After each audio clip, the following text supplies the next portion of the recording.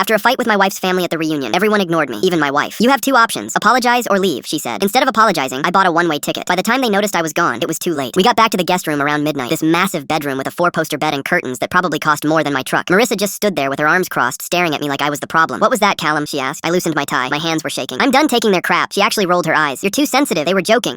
For 7 years, her family had been joking. Her brother Gregory called me the help at every gathering. Her father Bill pretended to forget my name, would introduce me as Marissa's friend even after we'd been married 5 years. Her mother would ask when I planned to get a real job, even though I made $90K managing a construction company. That night at dinner, I'd tried to make a toast, started talking about how grateful I was to be part of the family. Gregory cut me off mid-sentence and said, yeah, we know you married up, let's eat. The whole table laughed, including Marissa. I stood there holding my glass like an idiot while they moved on to the next conversation. That's when I raised my voice, not yelling, just loud enough to finish what I'd started. Bill stood up and told me to settle down or leave the table. Now back in the bedroom, Marissa was looking at me like I'd committed a crime. I'm your husband, I said. You should have defended me down there. You don't get it, she said, arms still crossed. This is how they are. You just have to deal with it. Deal with it. 7 years of snide comments. 7 years of proving myself. 7 years of her watching them tear me down and doing nothing. I shouldn't have to deal with it, I said. My voice was quiet now, but something inside me had snapped. You should have had my back, she sighed. That long, dramatic sigh her mother always did when someone disagreed with her. You're blowing this out of proportion. No, I said, I'm not. I'm done pretending this is okay. She stood up, dropped her arms, and looked at me hard. You have two options, Callum. Apologize to my family tomorrow morning or leave. The room went silent. I could hear the wind outside rattling the windows. Apologize. For what? For wanting my wife to care? For expecting to be treated like a human being? I stared at her, waiting for her to take it back, to soften, to show me she didn't mean it. She didn't. Her chin was up, her eyes cold. She'd drawn a line and dared me to cross it, so I did. Okay, I said. She blinked, surprised, but I didn't give her time to respond. I grabbed my duffel bag from the closet and started packing. Not everything, just what I needed. 3 shirts, jeans, toothbrush, wallet. She watched me in complete silence. No, wait, no, let's talk about this. Nothing. I zipped the bag, slung it over my shoulder, and walked to the door. My hand was on the knob when she finally spoke. You're really doing this? There was a crack in her voice, but it wasn't enough. Yeah, I said. I am. I walked out. Down the hallway, past all those family portraits staring at me like I never belonged. Down the creaking stairs, through the foyer, out the front door. My truck was parked on the gravel driveway. I threw my bag in the back, started the engine, and drove. I didn't know where I was going. Just knew I couldn't stay. About 2 hours later, I saw a sign for a small regional airport. One of those tiny places with one runway and a brick building that looked like it hadn't been updated since 1987. I parked and walked inside. There was one guy at the counter, half asleep. What's the next flight out? I asked. He tapped at his computer. Got one to Oregon in 40 minutes. One way, $200. Oregon. I'd never been there. Didn't know anyone there. But it was 3,000 miles from New York. I'll take it, I said. The plane was tiny. One of those puddle jumpers with 20 seats. But when the engine started and we lifted off, I felt the weight come off my chest. I kept my phone off the entire flight. When I landed in Portland at 6 a.m., I rented a beat-up sedan and drove west until I hit the coast. Found a motel near Cannon Beach, one of those places with peeling paint and a flickering neon sign. $45 a night, cash. I spent 3 days walking on the beach, sleeping, not thinking. On day 4, I finally turned my phone on. 67 missed calls, over 100 texts. But here's the twist. Half of them weren't from Marissa. They were from her family, from Bill, from Gregory, from her mother. Marissa had told them I'd apologize the next morning and driven home to New York. She'd been covering for me for 3 days, pretending everything was fine. When I didn't show up to our condo, she'd reported me missing. Her father had called the police. They'd put out a bulletin. Her brother had even posted on Facebook asking if anyone had seen me. And the whole time, she'd known exactly what happened. She'd given me an ultimatum. I'd called her bluff, and she couldn't admit to her family that I'd actually left. I sat on that motel bed staring at my phone, and for the first time in 7 years, I smiled. She'd finally given me what I needed, freedom.